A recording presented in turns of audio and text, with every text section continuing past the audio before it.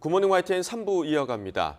튀르키예와 시리아 강진으로 인한 사망자 수가 지난 2011년 동일본 대지진 때를 넘어섰습니다. 9호 사각지대에 머물던 시리아 반군 지역에도 처음으로 지원 차량이 들어갔고 교황도 다시 한번 자애로운 도움을 요청했습니다. 조용성 기자가 보도합니다. 지진이 무너뜨린 건물 옆에는 주민들이 망연자실 앉아 있습니다. 임시로 담요에 덮인 시신은 구조대가 수습해 주길 기다립니다. Gelsinler bir an önce assınlar yani burayı bir an önce yapsınlar. Yani ben Mardin'den gelmişim burada çevrem yoktur diye ben böyle bekleyeceğim. Bak kendi imkanlarımızla çıkardık bir ölü bir yaralı. 건물 잔해 속에서 생사를 오가며 갇혀 있을 것으로 추정되는 인원은 최대 20만 명. 기적의 구조 소식이 잇따르고 있지만 사망자 수도 기하급수적으로 늘어 지진 사흘 만에 동일본 대지진 때의 18,500명을 넘어섰습니다.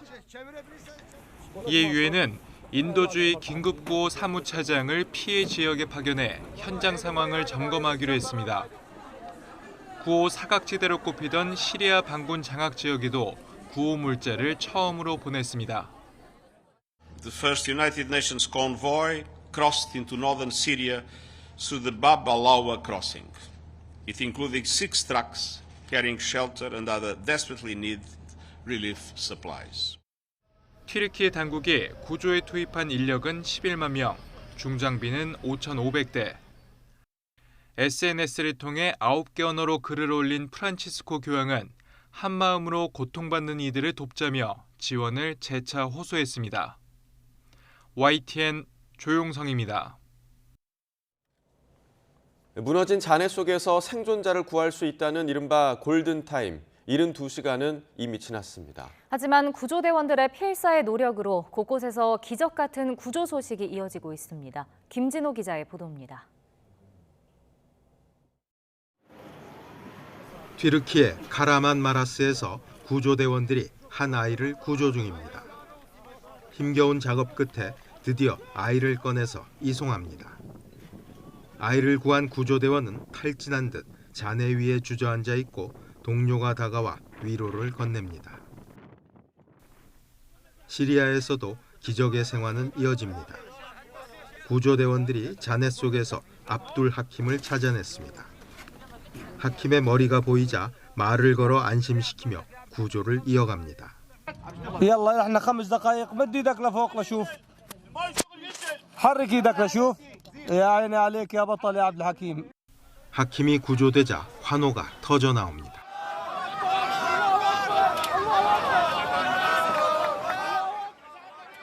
이렇게 구조된 아이들은 놀라운 회복력을 보이며 사람들에게 희망을 주고 있습니다.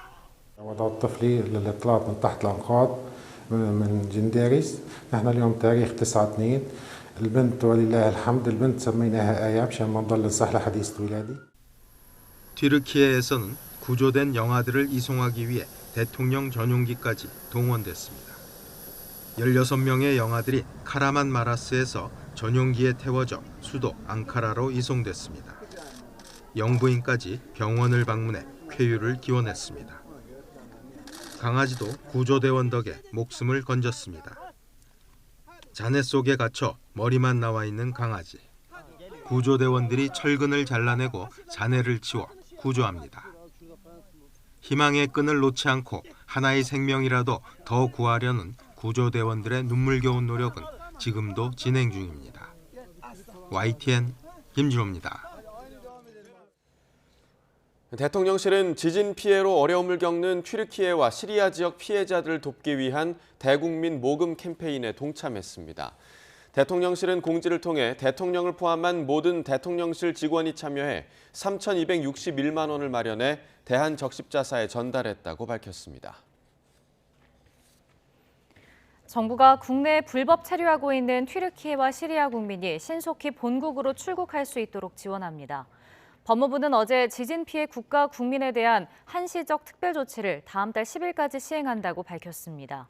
이에 따라 튀르키예와 시리아 국적의 불법 체류 외국인들은 자진 출국을 희망하는 경우 공항과 항만에서 당일 자진 신고 뒤에 출국할 수 있습니다. 달리던 KTX 열차에 사람이 치여 숨지는 사고가 나 KTX뿐 아니라 SRT 열차들도 줄줄이 지연됐습니다. 2시간 넘게 기다리는 경우가 속출하면서 승객들은 큰 불편을 겪었습니다. 이준엽 기자입니다. 경기도 평택시 지제역 인근 고가 선로에 KTX 열차 한 대가 멈춰 섰습니다. 어제 저녁 7시 10분쯤 용산역으로 가던 KTX 산천 열차가 선로에 있던 사람을 쳐 숨지는 사고가 난 겁니다. 저희들도 거기 도통 어떻게 올라간지 의문입니다. 거기 철조망도 다 돼 있고 담을 넘을 수도 없는 상황인데.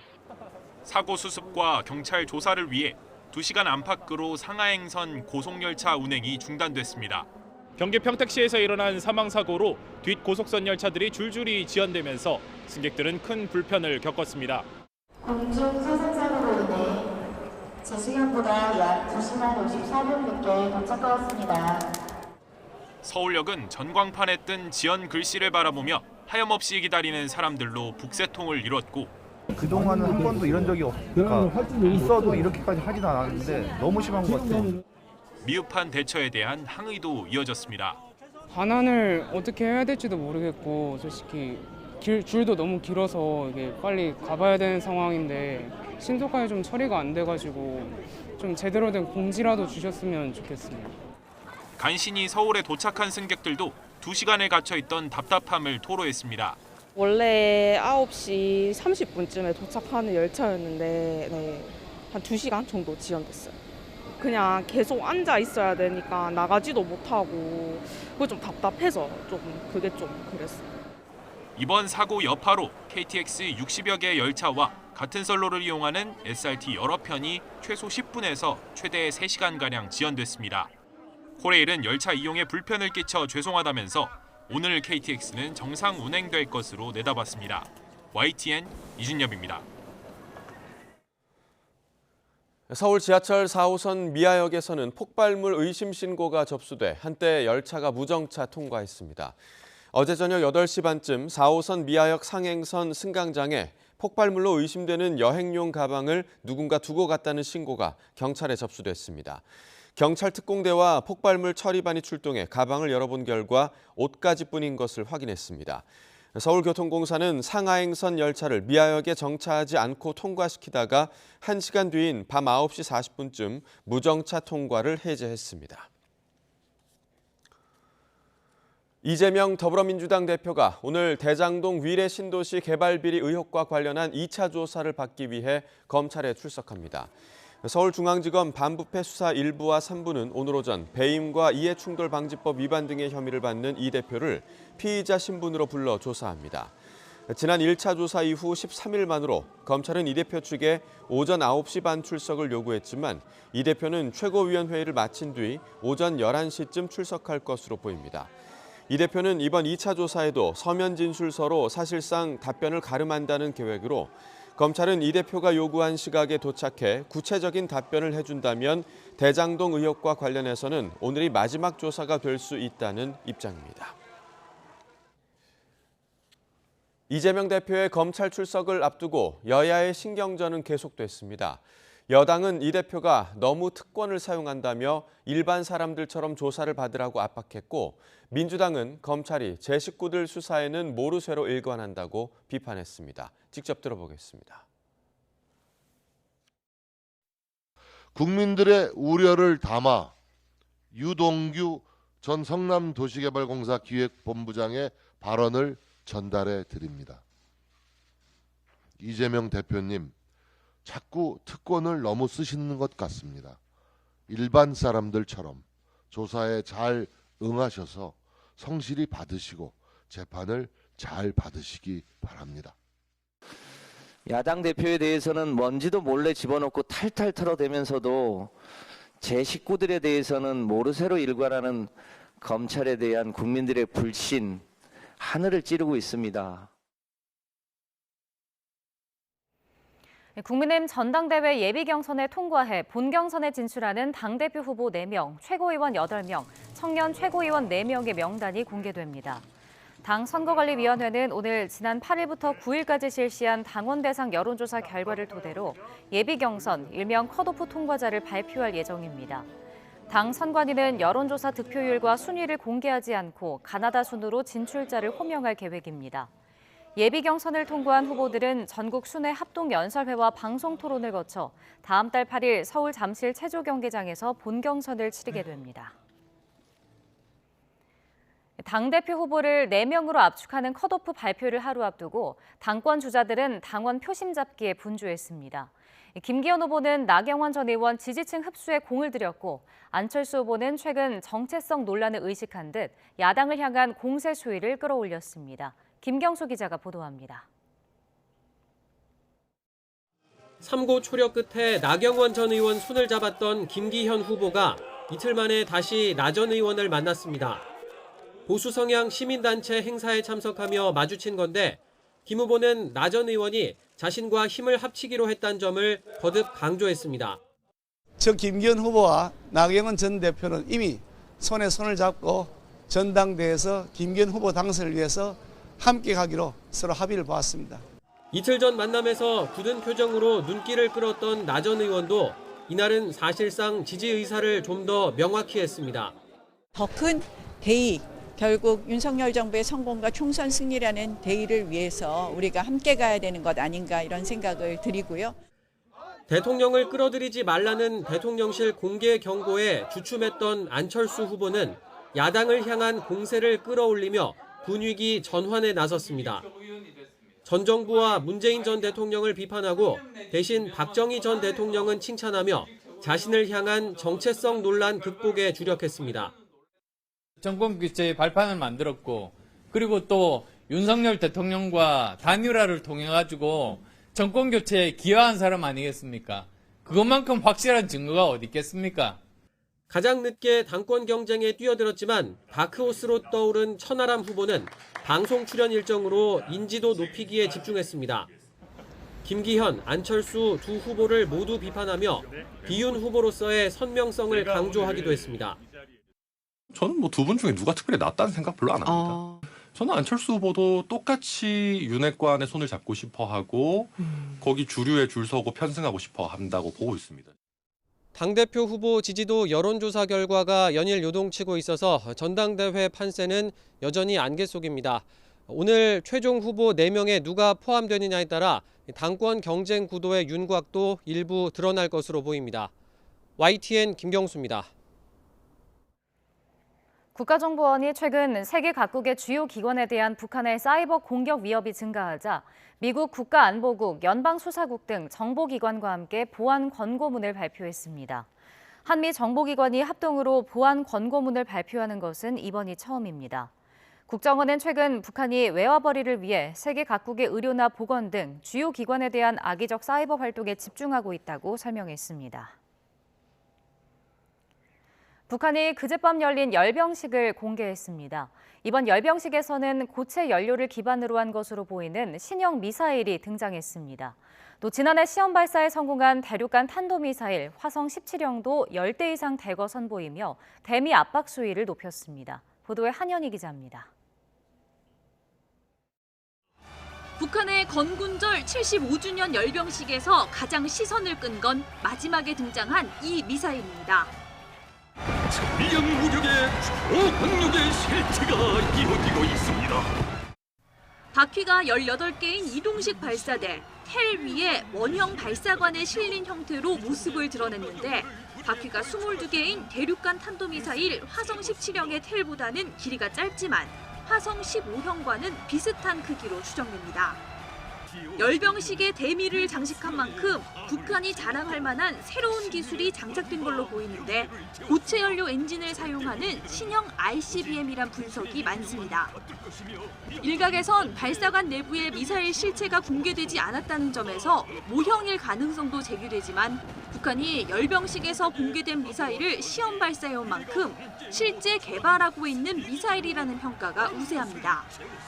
미사일도 어느 정도 이렇게 모양새가 완성이 되겠다. 왜냐하면 미사일이 그 규격이나 스펙이 나와 있기 때문에 발사관을 만들 수가 있는 것입니다. 이번 열병식에서는 지난해 11월 시험 발사에 성공한 사거리 15,000km 이상의 괴물 ICBM 화성 17형도 대거 등장했습니다. 영웅 칭호를 받은 321번 이동식 발사대를 따라 10대 이상이 공개됐는데 지금까지는 4대에서 6대 정도가 한 자리에 등장했던 것을 고려하면 2배 이상 많은 숫자입니다. 이 행성 최강의 절대 단기에 반드시 당당히 싣고 나가는 조선의 힘입니다. 이번 열병식에서 김정은 국무위원장의 직접적인 메시지는 없었지만 미 본토를 겨냥한 화성 17형을 대거 공개하면서 장거리 타격 능력을 과시하고 강력한 위협 메시지를 보냈다는 분석입니다. YTN 한현입니다.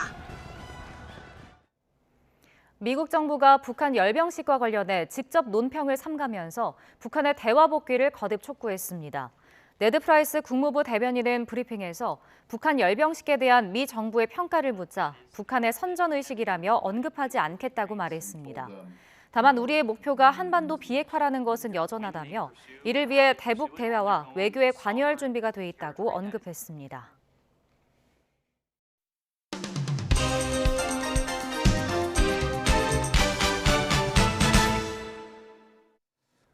네, 2월 10일 금요일입니다. 오늘 아침 신문은 어떤 소식 다뤘는지 짚어보겠습니다. 이현웅 아나운서가 정리해왔습니다. 어서 오십시오. 안녕하십니까? 네, 자, 첫 번째 기사 보겠습니다. 네, 오늘도 튀르키예 관련 기사입니다. 우리 긴급구호대가 지금 구호 활동을 하고 있는데 한국인들이 우리 아이를 구했어요라는 제목의 기사네요. 네, 그렇습니다. 첫날에만 5명을 구출했고 시신도 여러 구 수습한 것으로 전해집니다.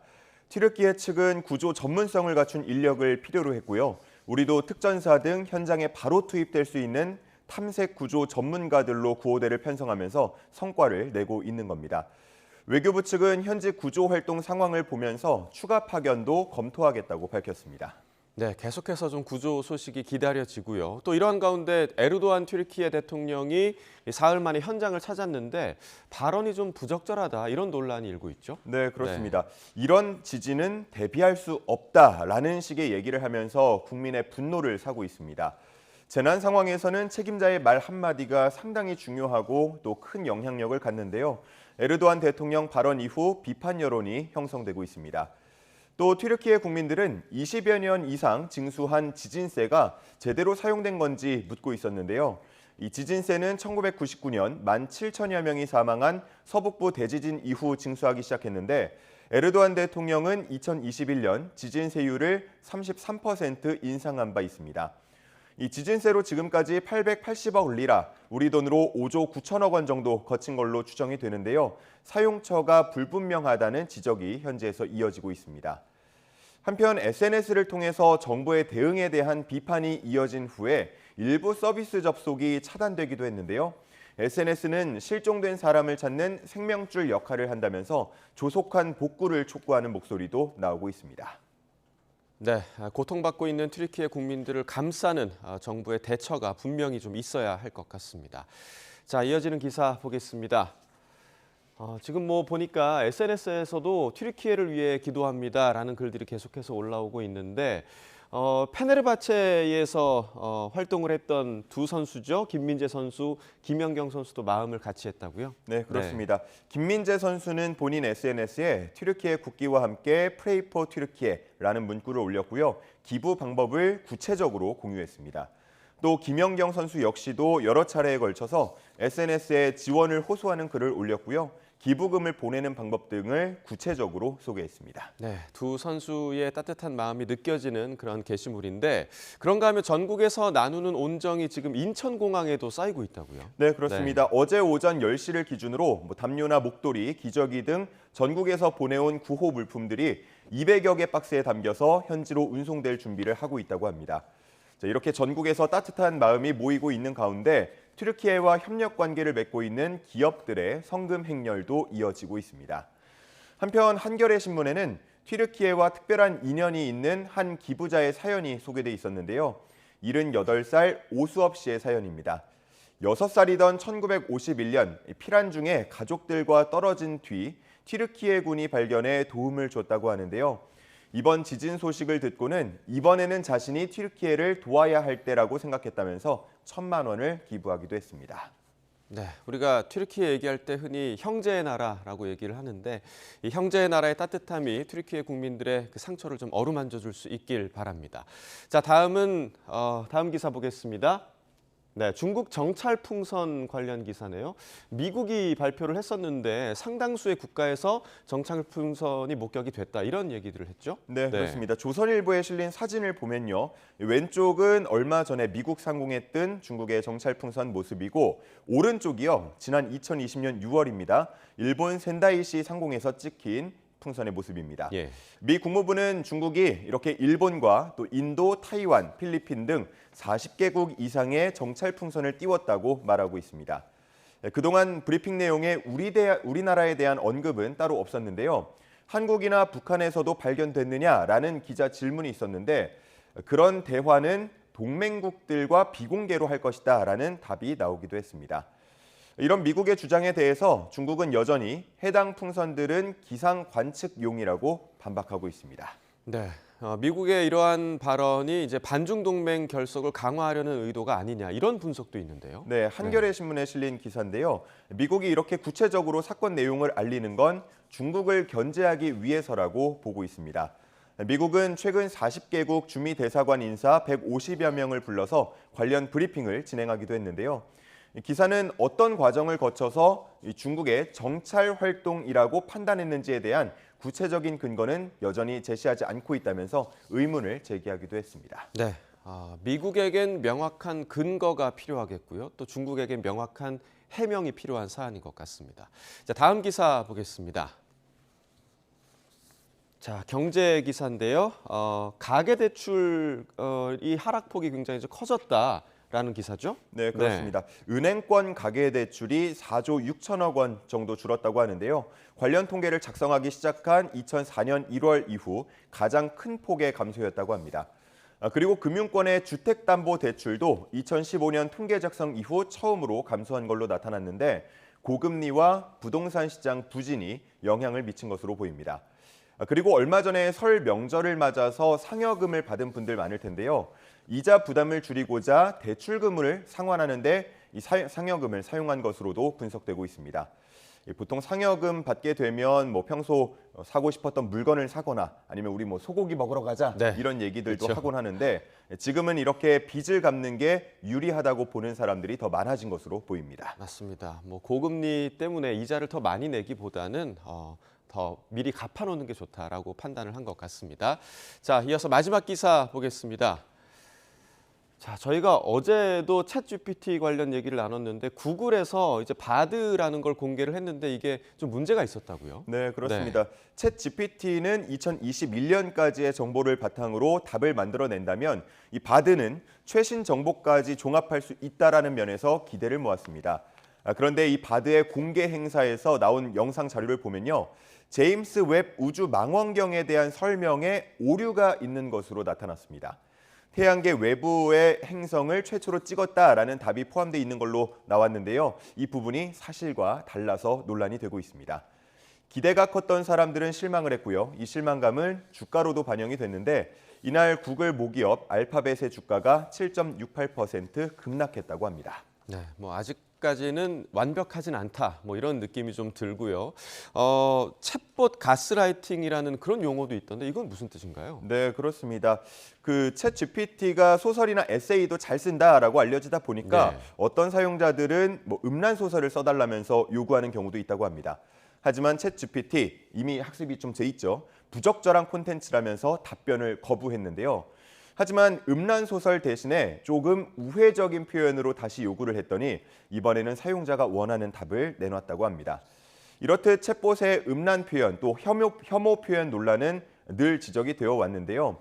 프로그래밍을 통해서 부적절한 대화를 일부 차단한다고 하지만 사용자와 상호작용하면서 학습하는 AI 특성상 완벽하게 막기는 어려운 상황입니다. 이러한 빈틈을 노리는 게 바로 챗봇 가스라이팅인데요. 기사에서는 인공지능 발전 속도에 견져서 윤리적인 논의는 걸음마 수준이라고 지적했습니다. 또 이용자의 활용 윤리뿐만 아니라 사업자의 책임성도 분명히 할 필요가 있다는 전문가의 의견을 함께 소개하기도 했습니다. 네, AI 인공지능의 윤리 문제 반드시 고민돼야 할 그런 부분인 것 같습니다. 굿모닝 브리핑 이현웅 아나운서와 함께했습니다. 고맙습니다. 감사합니다.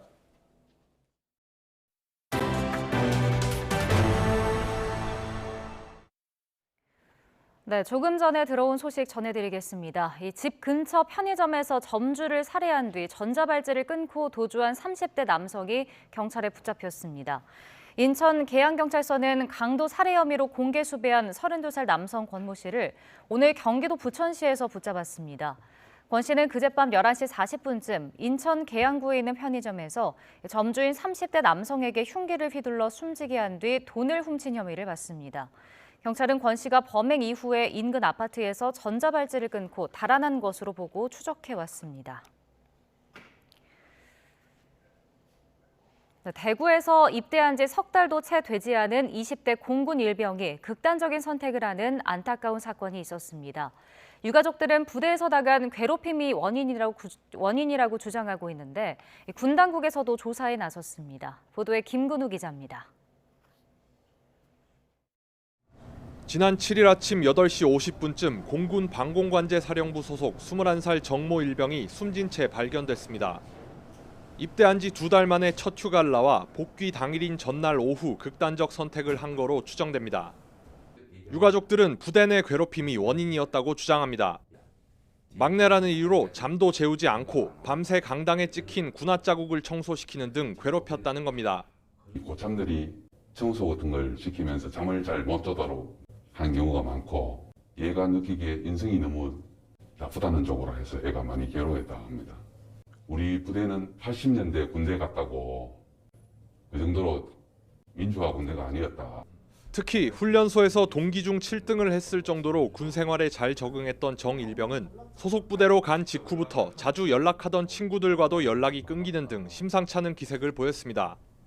나는 고참이 돼도 내가 당했던 거는 밑에 애들한테는 안 할 거라고 저한테 얘기를 하더군요. 사실 국가가 필요해서 우리 아들을 빌려가는 거 아닙니까? 그러면 빌려간 우리 아들을 무사히 군복무를 마치고 부모에게 돌려주는 게 이인데. 공군 측은 정 일병의 휴대전화에 대한 디지털 포렌식 등을 진행하면서 부대 내 괴롭힘을 비롯한 모든 가능성을 열어두고 조사하고 있다고 밝혔습니다. 다만 취침 시간에 강제로 깨워 청소를 시켰다는 주장은 사실이 아니라고 해명했습니다. 그러나 밝고 쾌활하던 아들이 갑자기 숨진 만큼 공군의 해명을 믿을 수 없다는 게 유가족들의 입장. 뒤늦은 명예회복이라도 할 수 있도록 철저한 진상규명을 요구하고 있습니다. YTN 김근우입니다.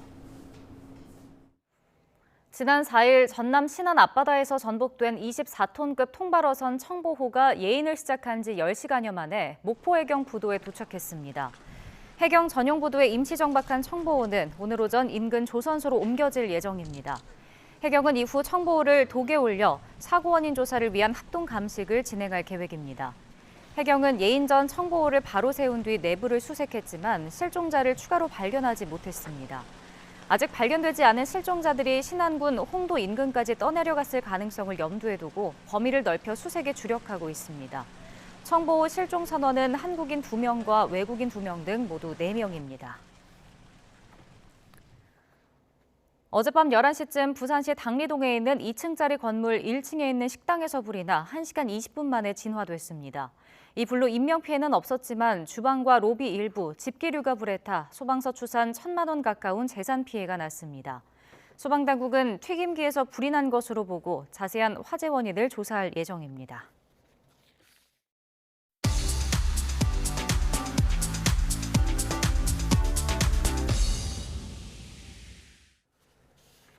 경제 소식을 빠르고 친절하게 전달해 드립니다. 오늘 굿모닝 경제는 이인철 참 좋은 경제연구소장과 함께하겠습니다. 선생님 어서 오세요. 어서 오십시오.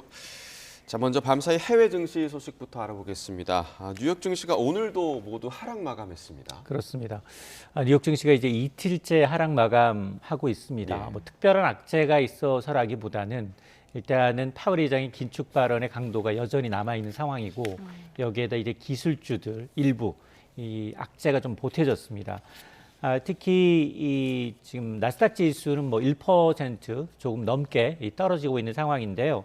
이날 발표됐던 이제 이 주간 고용 동향 뭐 그다지 썩 나쁘지는 않았거든요. 주간 실업급여 신청자 수가 13,000명 늘어난 19만 6천 명인데 월가의 기대치 19만 명을 웃돌았지만 정상적으로 보면 한 20만 건을 밑돌았다라는 건 역사적으로 낮은 수준이기 때문에 그다지 뭐 전반적인 시장에 악재로 작용한 건 아니었어요. 그럼에도 불구하고 장중에 낙폭이 좀 커졌던 이유는 긴축 공포입니다. 지금 그 전반적으로 보면 페드워치를 보게 되면 큰 흐름에서 3월과 5월에 베이비 스텝으로 연 5.25%까지 상단을 올린 이후에 연말쯤 가면 12월에 한 번 정도 금리를 낮춰서 연말에 가면 5.0% 수준으로 좀 금리 상단이 좀 낮아질 것으로 기대를 하고 있는데 이날 갑자기 7월 가면 이제 7월 그동안에는 7월에는 뭐 지금까지도 계속해서 금리 동결이 워낙 이제 우세하지만 거기에 갑자기 5.75%에서 6% 금리 인상 가능성을 주장하는 목소리가 반영되기 시작했어요. 어제까지만 하더라도 제로였는데 0.2% 아주 작은 목소리가 반영이 되니까 야 지금 4.75%인 금리 상단을 1% 이상 더 올리란 말이야. 이런 이제 이 요구가 서서히 나타나기 시작하니까 갑자기 이제 이 긴축 공포가 커지고 있는데 이러다 보니까 당장 다음 주예요. 다음 주에 1월 CPI가 발표돼요. 1월 중 소비자 물가 지수가 발표가 되는데 이거에 대한 관심이 더 커지고 있습니다. 1월 CPI는 전년 동월 대비 한 6.2% 정도로 상승했을 것으로 보고 있는데 지난 12월이 6.7%였으니까 0.5%가량은 낮아졌을 것으로 예상은 되고 있습니다. 어쨌든 시장의 관심사가 3월 22일 다음번 FOMC 회의 전에 지금 CPI 소비자 물가 지수가 두 차례 발표가 되고요. 또 고용 지표가 한 번 더 남았거든요. 이 발표에 따라 상당히 출렁거릴 가능성이 높아 보이고 그 기술주 가운데는 이 구글 악재가 오늘도 이어졌어요. 어제 프랑스에서 이제 이 마이크로소프트에 맞서서 자체 개발했던 대화형 챗봇 이 바드가 이제 망신을 당했거든요. 오답을 제출하면서 망신을 당해서 어제도 7% 넘게 떨어졌는데 오늘도 본장에서 4% 넘게 추하락했습니다. 이러다 보니 기술재 낙폭이 좀 커진 측면이 있고 그런데 더 걱정스러운 건 월가의 감원이 계속해서 이어지고 있습니다. 오늘도 월트 디즈니가 어닝 서프라이즈 수준의 양호한 실적을 발표했는데 지금 7,000명을 감원하겠다. 전 세계에 있는 직원의 한 3.6%를 감원하겠다라고 했고요. 그리고 이제 우리 아마 이제 코로나 때문에 주목을 받았던 이제 대화형 이 비상회의 줌의 경우에도 전체 직원의 15%인 1,300여 명을 감원할 것으로 알려지고 있습니다. 앞서서 빅테크 기업들의 감원은 줄이었어요. 아마존이 18,000명, 구글의 모회사 알파벳이 12,000여 명, 마이크로소프트가 10,000명입니다. 계속해서 전체 직원의 상당수를 감원하고 있음에도 불구하고 미국의 서비스업 일자리가 계속 늘면서 이걸 흡수하고 있거든요. 근데 제 개인적으로 생각은 이건 부작용 분명히 나타납니다. 그래서 아마 연말에 기준금리 인하를 베팅하는 사람들은 뭘 걱정하고 있느냐. 지금 미국의 경우에는 정말로 V자형 경기 반등을 보여주고 있어요. 지난해 1, 2분기에는 경기 침체, 마이너스 성장, 3, 4분기에 급반등했거든요. 근데 경제학자들이 우려하는 건 뭐냐. 이게 물가는 많이 내려오지 않은 상황에서 쭉 L자형으로 가는 거 아니야? 이런 우려 때문에 이런 우려라면 적어도 연준이 연말 가면 금리를 낮춰야 되는 게 아니냐라는 목소리가 나오고 있는 겁니다. 네. 자, 이번에 국내 소식도 좀 살펴보겠습니다. 지난달 전체 금융권 가계대출이 이제 8조 원이 줄었다고 합니다. 그럼 주택담보대출도 처음으로 감소했다고 하죠? 그렇습니다. 뭐 데이터 보면 어떤 데는 4조 6천억 줄었다 하더라, 8천억 줄었다 하더라, 8조가 줄어든 건 금융권, 비금융권 합쳐서 8조 원이 줄어들었고요. 1금융권을 따로 떼어내서 보면 4조 6천억 원 감소했는데 이 역시 지금 2004년 이후 19년 만에 가장 컸습니다. 금리가 상당히 많이 올랐거든요. 1월. 그래서 금리 오르니까 1월부터 부채 다이어트를 시작했다는 겁니다. 특히나 말씀하셨던 것처럼 지난해 12월에는 한 3천억 정도 늘었어요. 한 달 만에 굉장히 큰 폭으로 좀 줄어들고 있는데 지난해 보면 금리 계속 올랐고요. 그리고 지난해 7월을 기점으로 대출 규제가 강화됐어요. 청구채 상환 이 DSR 규제 3단계.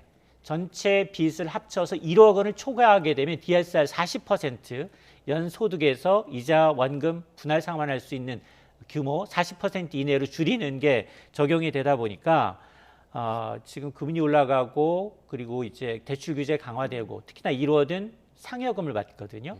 그 상여금을 대부분 이제 마이너스 통장 메꾸는데 주로 기타 대출이 많이 줄었어요. 기타 대출이 4조 6천억 원 역대 두 번째로 줄었다라는 건 상여금 받아서 마이너스 통장 갚는데 썼다라는 의미인데 다만 문제는 뭐냐. 지금 대통령까지 나서서 은행권의 공공성을 강조하고 있어요. 그리고 2, 3월은 전세 수요가 있어요. 또 집단 대출 수요가 꽤 있고요. 그러다 보니까 자 이런 이 부채 축소 흐름이 과연 이어질 거냐에 대해서는 의문이 제기되고 있습니다. 네. 자, 아파트값 얘기도 해보겠습니다. 6주 만에 하락폭을 다시 좀 키웠습니다. 정부의 그 부동산 대책이 지금 효과가 있는 거냐라는 의문이 들 수밖에 없는 지수인데요. 맞습니다. 네. 이 지금 5주 연속 그나마 아파트값 둔화폭이 그러니까 하락폭이 좀 둔화되면서 그나마 1월 3일에 발표했던 정부의 부동산 관련 대책이 좀 효과가 나는 거 아니냐라고 했는데 어제 한국부동산원이 2월 첫째 주 데이터를 발표했습니다. 서울 아파트 가격은 0.31%, 전주 0.25%보다도 낙폭이 더 커졌고요. 전국 아파트 가격도 비슷합니다. 0.49% 떨어졌는데 일주일 전 0.38%보다도 낙폭이 더 커지고 있습니다. 규제 풀어줬죠. 세금 깎아줬습니다. 재건축까지 풀어줬는데도 불구하고 시장은 여전히 냉랭하다라는 건데 서울의 경우에는 시중금리가 내려가다 보니까 매수 문의는 좀 늘었어요. 전반적으로 보니까 한 뭐 1000여 건 정도 규제 완화로 거래량은 좀 늘어났는데 문제는 뭐냐? 급매물만 팔리다 보니 그거 팔리고 난 다음에 바로 가격이 내려가는 거예요. 자, 그런 현상이 이어지고 있고 전세 가격도 전국적으로 아파트 전세 가격이 3주 넘게 떨어지고 있는데 지금 사실은 금리는 조금 이 주택담보대출 금리는 내려가고 있는 추세거든요. 근데 과연 얼마나 금리가 내려가야지 이 부동산 빙하기가 풀릴 거냐. 이 부분은 정말 금리가 내린다고 또 풀릴 거냐. 이 부분도 의문입니다. 네. 자, 마지막 소식도 보겠습니다. 우리 정부가 중국발 입국자에 대한 방역 조치를 완화하고 이제 단기 비자 발급을 조만간 재개할 예정이다라고 밝혔습니다. 뭐 여행이나 항공업계에서는 좀 기대감이 커질 수밖에 없겠죠? 그렇습니다. 이 아마 이제 재난안전대책본부 오늘 회의를 통해서 중국의 어떤 단기 비자 발급 중단을 논의할 것으로 해제할 것으로 보이는데 어쨌든 뭐 대통령실에서도 언급한 만큼 해제는 될 것으로 보입니다. 다만 입국 전후 검사 그리고 PCR 검사의 경우에는 유지를 하는 것으로 좀 가닥을 잡은 것 같아서 그나마 지금까지 했던 정부 차원의 외국인 격리 시설은 좀 없애는 걸로 지금 운영하지 않는 방안에 무게가 실리고 있는데 어쨌든 지난 6일부터 중국이 단체 관광을 풀면서 우리는 정말 손 놓고 볼 수밖에 없었거든요. 거기에 미국, 한국, 일본 제외됐어요. 근데 일본이 가장 먼저 2월 중에 중국인 이제 감역을 좀 완화하겠다라고 먼저 치고 나갔거든요. 일본은 지금 굉장히 절실한 상황이에요. 관광객 목표치 수치를 맞추기 위해서. 자, 그러다 보니까 지금 우리도 지금 단체 관광에 대한 이제 기대감이 커지고 있고 사실 증시에서도 이런 게 나타나고 있는 상황인데 앞서서 중국의 이 발표를 보니까 첫날 하루만이에요. 지난 6일 이제 허가가 됐는데 지금 뭐 태국과 같은 데는 첫날 하루 동안 전체 관광객 하루 동안만 중국에서 빠져나가는 인원이 68만여 명이에요. 그러다 보니까 특정 국가에서는 100% 이상 이 중국인 관광객이 늘어나는 특수를 띠고 있거든요. 자, 그러다 보니까 우리는 과연 어떻게 될까? 사실은 이게 지금 당장 풀린다 하더라도 오늘 풀린다 하더라도 이게 순차적으로 오고 그 관광이라는 게 보통 한 1년, 한 달 정도 그리고 한 두세 달 정도 좀 계획을 하고 하잖아요. 그러다 보니까 우리는 아마 좀 봄이나 아니면 봄 좀 지나서 7월이나 이때부터 아마 관광객을 좀 오지 않을까. 또 하나 걱정되는 거는 지금 인천공항 하나로만 또 열어놨거든요. 그러다 보니까 이제 제주가 막혀 있는 상황이기 때문에 이런 걸 어떻게 정부가 이제 순차적으로 좀 완화할지 여부를 좀 지켜봐야겠습니다. 네. 조만간 단체 유커들을 보게 되지 않을까 생각이 듭니다. 이은철 소장과 경제 이야기 나눠봤습니다. 고맙습니다. 고맙습니다.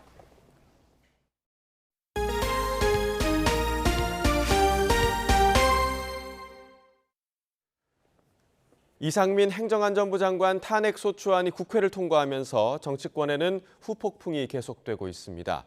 여당인 국민의힘은 일방적인 입법 독재라고 반발했고 민주당은 여당의 비판에 국민을 갈라치려는 저열한 정치 행태라고 맞받았습니다. 손효정 기자입니다.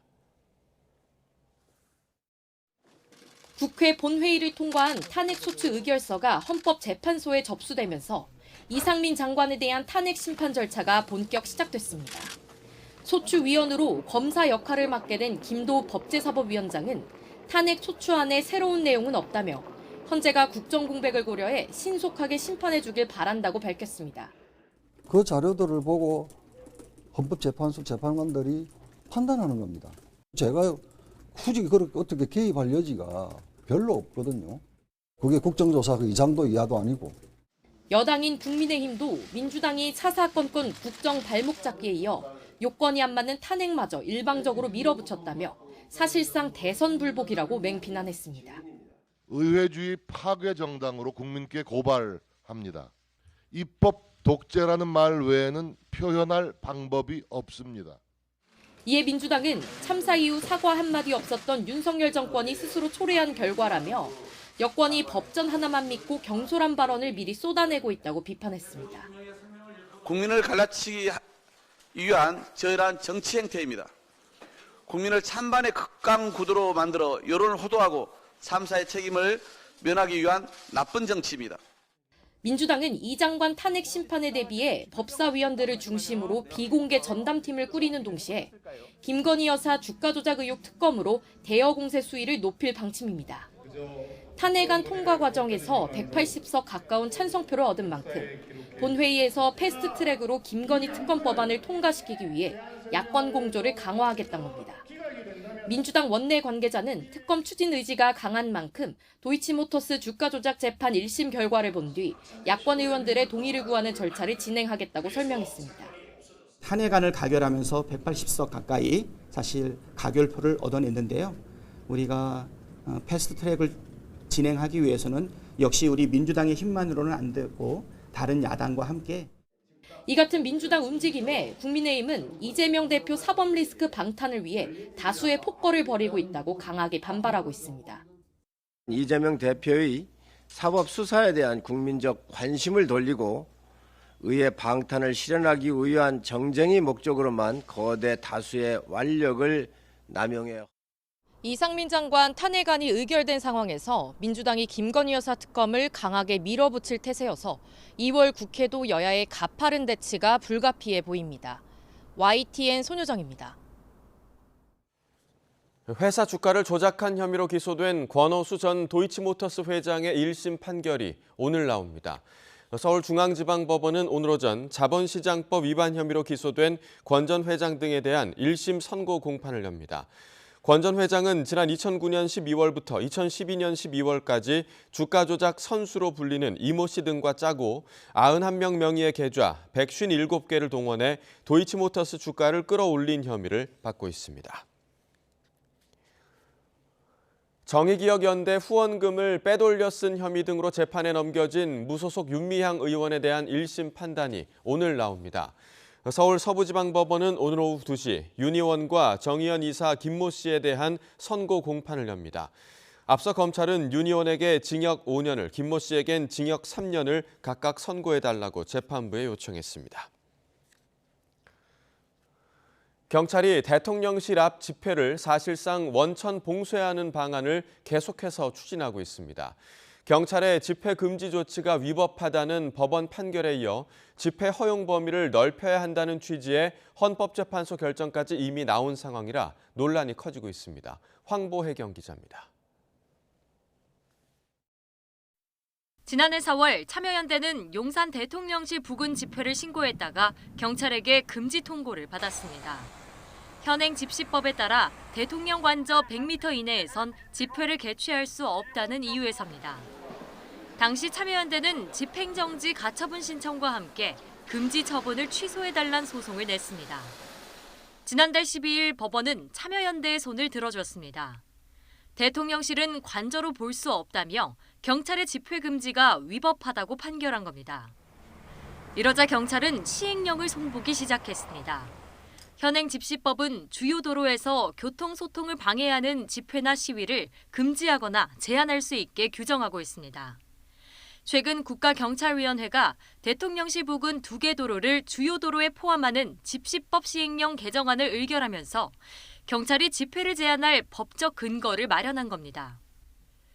위원회는 주요 도로를 3년마다 재검토하고 분기별로 집회 금지 사례를 보고하라는 조건을 달았지만 내부에서도 지나친 집회 자유 제한이 우려된다는 반대 목소리가 나왔던 거로 확인됐습니다. 게다가 대통령 관저로부터 100m 이내에서 야외 집회와 시위를 원천적으로 금지한 현행 집회시위법이 헌법에 어긋나 고쳐야 한다는 결정이 이미 내려지기도 했습니다. 집회 시위제를 광범위하게 좀 허용하는 게 추세인데 이거에 역행하는 지금 움직임이라고 보여지거든요. 집회 시위 자유를 과도하게 제한하는 법령이다. 이렇게 볼 가능성이 높아요. 이럼에도 경찰은 대통령 관저는 관청과 저택을 모두 포함하는 개념이란 입장을 고수하면서 집회를 허용한 법원 판결엔 항소할 방침입니다. 집시법 개정 시행령은 이르면 오는 7월 시행될 전망입니다. YTN 황보혜경입니다. 지난해부터 공공요금과 기름값이 오르면서 겨울철 난방비가 많이 나와 힘든 곳이 많은데요. 사회복지시설도 빠듯한 운영비에 난방비 부담까지 커지며 어려움을 호소하고 있습니다. 고재영 기자가 보도합니다. 노숙인 70여 명이 지내는 생활시설입니다. 이번 겨울은 난방비가 많이 올라 추위가 잦아도 난방 시간을 더 늘리지 못하는 상황입니다. 지금 날씨가 되게 춥잖아요. 추운데 사실 더 해드리고 싶은데 저도 못 해주고 있어요. 그래서 개인마다 내복을 제공하거나 아니면 무릎 담요 같은 거 제공해주고 있고 그렇게 생활을 하고 있습니다. 등유 가격과 심야 전기세가 많이 올라 난방비가 지난해보다 30% 더 늘었기 때문입니다. 난방유의 경우 가격이 1년 사이 2배가량 뛰면서 큰 부담이 되고 있습니다. 이 장애인 거주 생활시설은 전기로 난방을 해야 하는데 지난달 전기료가 150만 원이 나왔습니다. 1년 전보다 전기를 아껴 썼어도 전기요금은 20% 가까이 더 올랐습니다. 올겨울 운영비에서 난방비가 30%까지 차지하면서 그만큼 장애인들을 위한 예산은 줄 수밖에 없습니다. 전기요금이 많이 인상된 관계로 다른 비용을 줄여서 전기세를 지금 충당을 해야 되는 관계로 거주인들이 누릴 수 있는 것들이 좀 제약을 받게 됩니다. 이처럼 늘어난 난방비 비중으로 시설 운영에 불편이 있더라도 정부의 추가 지원은 없습니다. 정부의 지원이 미치지 못하는 곳은 지자체들이 나서서 도움을 주고 있습니다. 연료비가 급등하는 바람에 그다음 전기료 단가도 높아지기 때문에 기존에 있었던 단가보단 더 많은 이제 그 차액분만큼 책정해서 지원을 하는 겁니다. 난방비 급등으로 문제가 생기면 그때야 하는 땜질식 지원이 아니라 체계적이고 지속적인 지원이 사회복지시설에 필요합니다. YTN 고재영입니다. 지역 난방을 하는 취약계층 8만 4천 가구에 올겨울 난방비가 최대 59만 2천 원이 지원됩니다. 산업통상자원부는 가스요금 지원 수준에 맞춰 기초생활수급자와 차상위 계층의 지역 난방 요금 부담 경감을 위한 추가 대책을 마련했다며 이같이 밝혔습니다. 앞서 지난 1일 산업부는 기초생활수급자와 차상위 계층 등 200만여 가구 가운데 도시가스를 이용하는 168만 가구를 상대로 다음 달까지 겨울 난방비를 59만 2천 원까지 지원하는 취약계층 난방비 지원 대책을 발표했습니다. 이번 산업부의 대책은 전체 약 15%에 해당하는 지역 난방 취약계층에도 똑같이 난방비를 지원하겠다는 취지로 풀이됩니다. 중국 정찰 풍선에 대한 분석을 벌이고 있는 미국 정부가 배후에 중국군이 있다는 걸 확신한다고 밝혔습니다. 이번 일을 계기로 미국 영공에 대한 감시 체제를 강화하고 중국에 대한 압박 수위도 높이려는 움직임을 보이고 있습니다. 워싱턴에서 권준기 특파원입니다. 미 국무부는 수거한 정찰 풍선을 분석한 결과 중국군이 배후에 있는 게 분명하다고 밝혔습니다. 다중 안테나와 대형 태양광 전지판 등을 봤을 때 민간 기상용이 아닌 정보 수집용이라는 겁니다. 특히 장비 업체가 중국 인민해방군과 직접 연관된 곳이라며 관련 기관에 대한 조치를 검토하겠다고 밝혔습니다. 중국 풍선이 활동한 곳이 40개국에 달한다고 밝혔지만 어느 나라인지는 공개하지 않았습니다. Did any of these other 39 countries come to you and say, hey, the same thing has happened to us? I'm just not going to go into our private diplomatic. 미 의회에서는 중국 정찰 풍선을 격추시키기까지 일주일이나 걸린 데 대한 추궁이 이어졌습니다. 알래스카로 들어왔을 때 즉각 대응하지 않은 건 중대한 실책이었다는 겁니다. Seems to me the clear message to China is we got free range in Alaska because they're going to let us cruise over that. 미 국방부는 이번 중국 풍선 사건을 계기로 우주항공 감시 체계를 더 강화하겠다고 밝혔습니다. The construction of the over-the-horizon radars in both the United States and Canada to augment the existing North Warning System and enhance NORAD's ability to perform its aerospace warning. 웬디 셔먼 국무부 부장관은 중국의 공격적인 군사, 외교, 경제적 관행을 반격하겠다며 미국 첨단 기술이 중국에 유입되는 걸 막겠다고 강조했습니다.